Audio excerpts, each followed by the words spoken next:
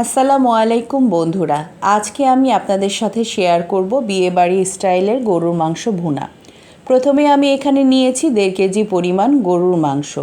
আমি এখানে মাংসের সাইজটা মাঝারি রেখেছি।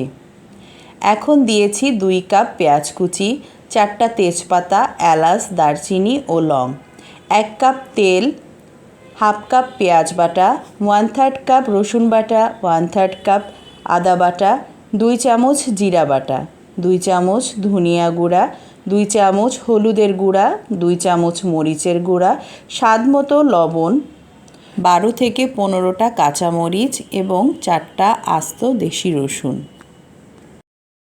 মশলাসহ মাংস ভালো করে হাত দিয়ে মেখে নিয়ে আধা ঘন্টার জন্য রেখে দিয়েছি।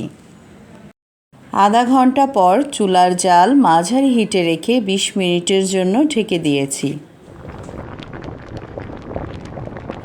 ঢাকনা তুলে কিছু সময় নেড়ে যখন মাংসের ভিতরের সব পানি বেরিয়ে এসেছে এবং তেল ফুটে উপরে উঠে এসেছে, তখন ঝোলের জন্য আমি দিয়েছি 3 কাপ পরিমাণ পানি।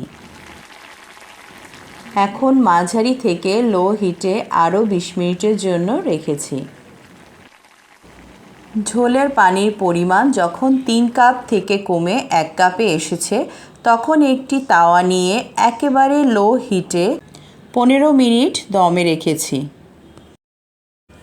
মাশাআল্লাহ, একদম পারফেক্ট রং আর ঘনত্বের বিয়েবাড়ির স্টাইলের গরুর মাংসের ভুনা রেডি।